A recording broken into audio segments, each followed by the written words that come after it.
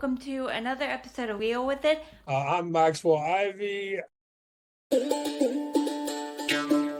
I am a totally blind former carnival owner who, after being involved in several different types of businesses, has found his way to his perfect place as an accessibility advisor. As a blind person, I don't see inaccessibility as a vendetta. Welcome to the Wheel With It podcast with your host, Devon. Let's get into the episode. Hello, welcome to another episode of Wheel With It. My name is Devon Wieters, and today on the show we have Maxwell Ivy. He is, like our previous guest, an accessibility consultant, but he is in some ways different than our previous guest. So I'm really excited for you guys to hear this conversation. I will be putting his email in the show notes. He said it in the pod, but I had to cut it out due to some editing things because this one got a little complicated. But you can go to his website. He says it at the end of the show. It's the accessibilityadvantage.com, and you can find everything you need to contact him there, and we will also put the links to his social media in the show notes. And so with that, enjoy this conversation with Maxwell Ivy. Hello, my name is Devon Wieters. Welcome to another episode of Wheel With It. And today we have Maxwell Ivy joining us. How are you today, Max? I'm doing just fine, Devin. And how are you doing today on this wonderful, clear, cold, beautiful morning? I am doing very well. Tell us about yourself, and then we'll go from there. Sure. I'm Maxwell Ivy. I am a totally blind former carnival owner who, after being involved in several different types of businesses, has found his way to his perfect place as an accessibility advisor, emphasizing the positive benefits of improving accessibility and inclusion as opposed to emphasizing the negatives, such as the compliance issues, legal actions, or shame. And I really am trying to educate, communicate, and collaborate. And I want businesses, nonprofits, and government agencies to know that accessibility isn't just the right thing to do, it's in their best interest. That is awesome. I feel like business people and those who work at government agencies and nonprofits, they want somebody who will speak to them in a friendly, non-confrontational way. Yeah. I feel like that's what makes me unique, because there are some people who have the same message I do, which is accessibility is in their best interest, that we have to show people why they should care about accessibility before we can talk to them about how to implement accessibility. Same goes for workplace inclusion. But I feel like even though there's some people who I agree with on the message, they're still having this same come at it from the point of view of fear and frustration. And for some reason, I'm able to get past that and like I say, really approach it in a more positive, more conversational, because we have to communicate. I told somebody the other day, we have to get to the point where we yell less and talk more. Yes, and we need to be in people's face sometimes.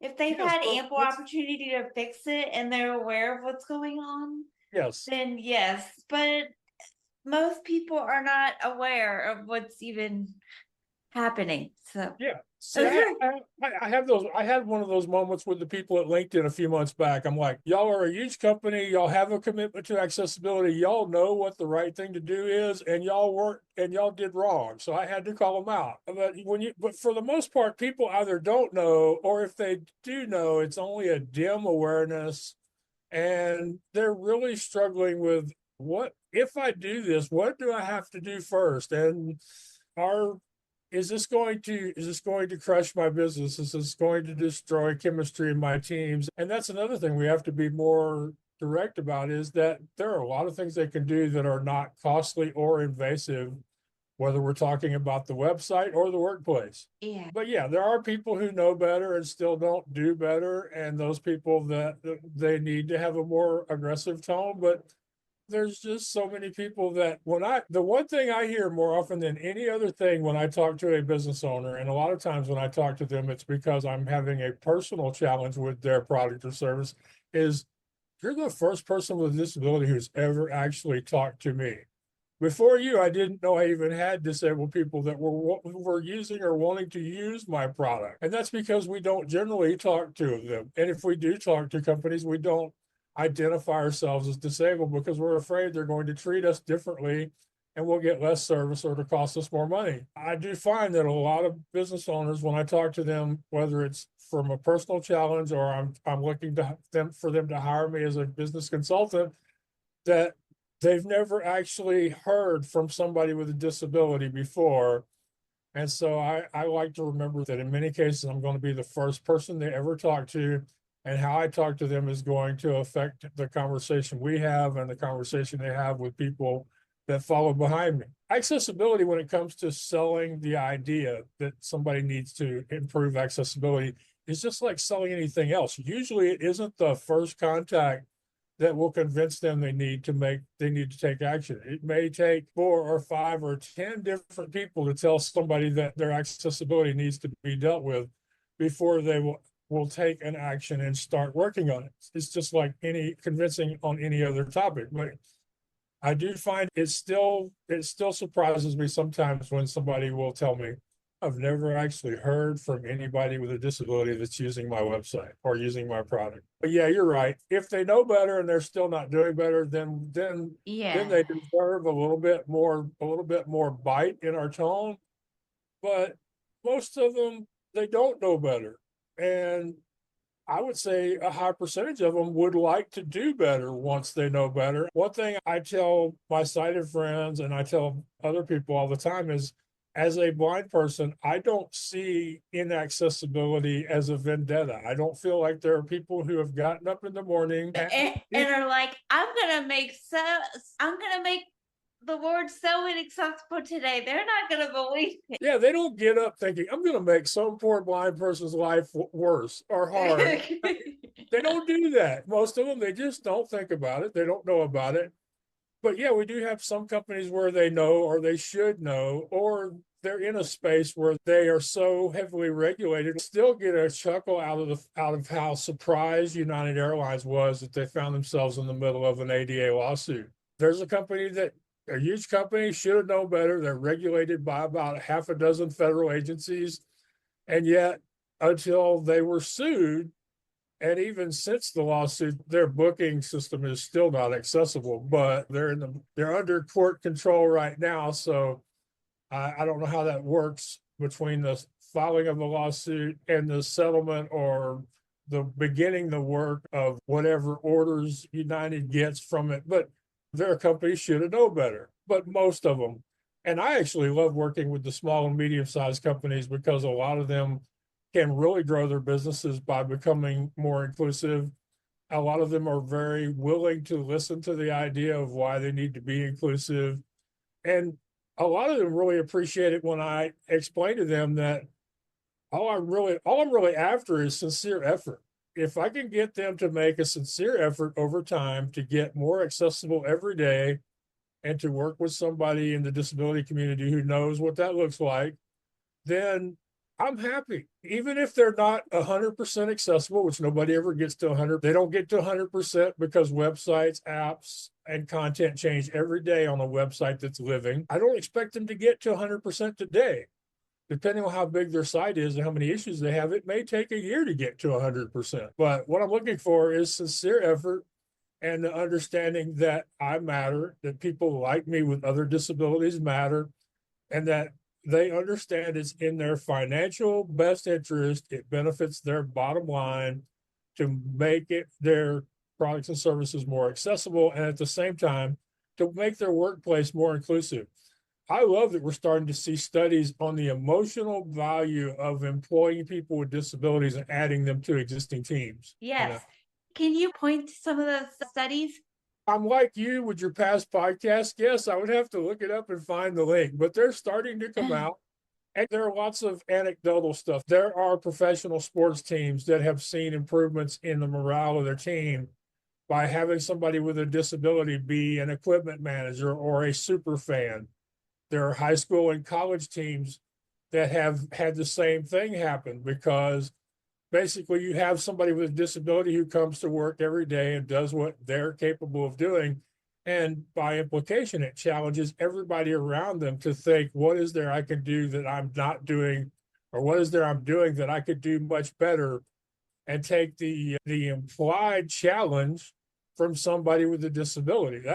I'm sure we've all seen those stories. There's lots of that anecdotal evidence, and it's no surprise that they're starting to find out that employs to teams in the business world at companies. Another thing that on my podcast, I like to talk to companies that have embraced accessibility and have them explain to me what have been tangible benefits of employing people with disabilities or improving accessibility. And one of them recently told me this, and I have no problem mentioning his name because he's a good friend. His name is Tyler Watson from Lesson Learning CRM. He said, Max, we compete with lots of huge corporations for internet technology talent. And he said, we found that since we've made the investment in accessibility, we can use that as a reason for young people to want to come to work for us over some of the larger companies that can pay them more and offer them more intangible benefits. He said, but we can offer them something those other companies can't. We can offer them the opportunity to be involved in social responsibility, which is something that's very important to a lot of young people in the work world. Here's a company they're not having to overpay or say, man, I wish I could have hired that person, but I know I can't because they'll take a job somewhere bigger and better because of their investment in accessibility. And the other thing I heard from a nonprofit recently is that people are starting to want to go to work where they can learn about accessibility because they see it as a future skill of value. And they feel like, why not go to work at a company that's going to teach me accessibility? And then if I ever need another job, or if I'm competing for a higher level job in the same company, that accessibility has had enough value for them to train me in it. And now has enough value for me to get a promotion or a pay raise. So there are lots of tangible benefits to employing people with disabilities. And the most important one is we just, in general, and there's always an exception to the generalities, but in general, we are grateful employees because 75% of us don't have work. We are dedicated, loyal employees. We are positive and optimistic because we've had to cultivate the ability to find good in our life because there's quite often more bad than good.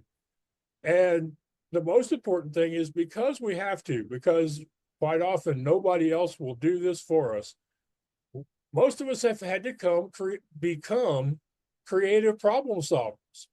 And I have actually told business owners, I'm like, okay, you're worried about hiring somebody with a disability, you're worried about a reasonable accommodation. You do realize that if you ask, most of the employees can help you come up with some of these reasonable accommodations because we have to find them for ourselves all the time. Yeah, I think a lot of employers are afraid that people are going to use it to their advantage, like the reasonable accommodation thing. And some of them do.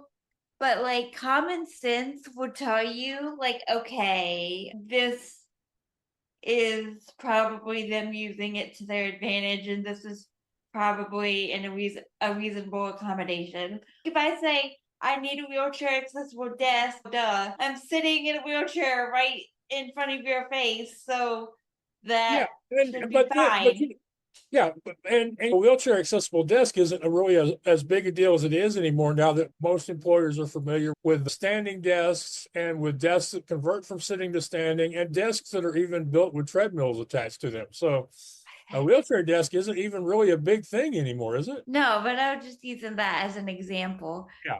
But if Yeah. they like tell you like, oh, I need 2 months off of work, okay, that's probably not. That's when you complain to somebody and you go, I believe this person's asking for an accommodation that isn't reasonable. Yes.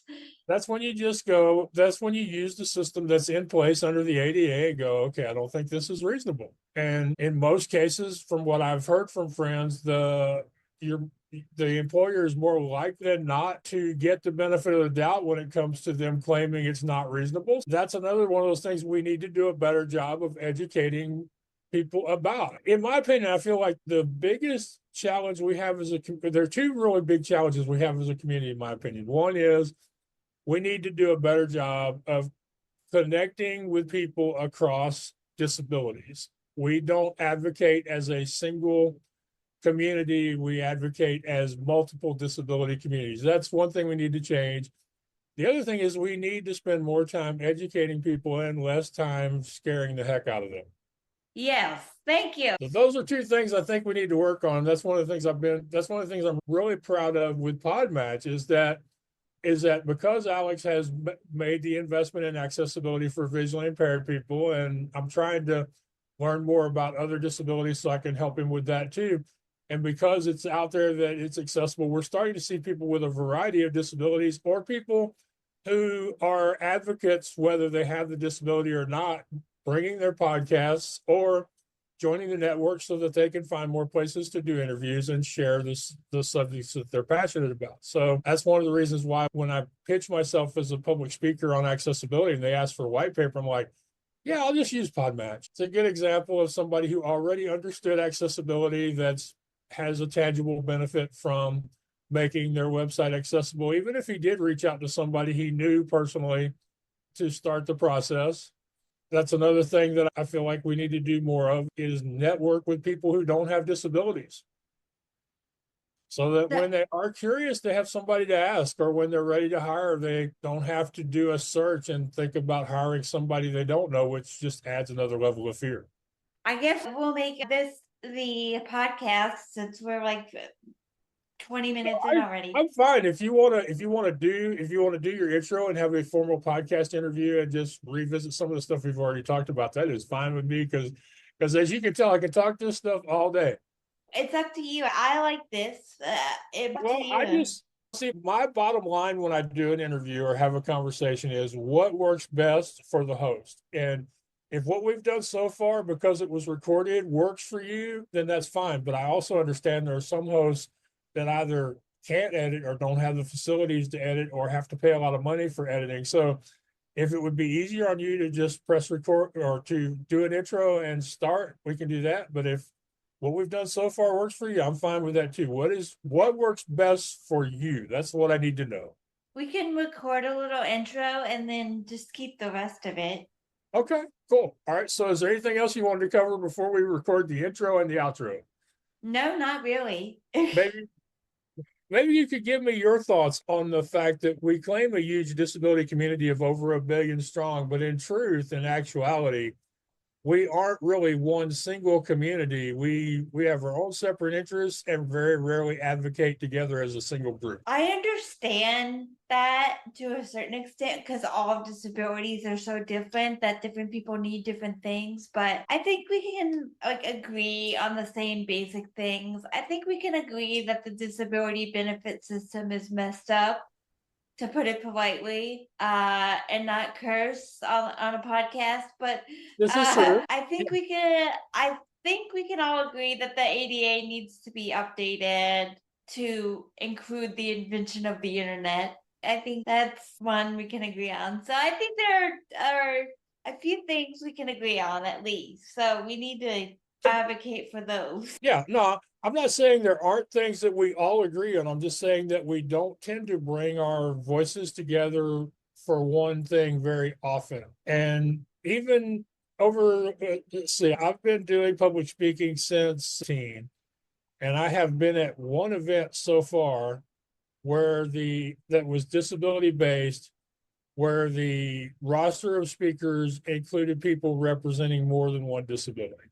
I'm not saying there aren't things we can all agree on, because there are, but it just seems like we rarely really come together, and we don't even have a mechanism for all of us to come together as one voice. It's one of those things I feel like we really need to work on if we're going to educate and communicate and hopefully collaborate with businesses, government agencies, and nonprofit organizations to get more accessibility and inclusion. Yeah, I don't know how we would do that outside of those two basic things because every disability is so different. And it is a challenge, but it doesn't mean that we can't find more ways or more places where we agree, such as with major manufacturing companies and the way that they present or speak about people with disabilities, if they ever take the time to include us in their advertising. there's some big issues that we could come together on it, but it just seems like we never do.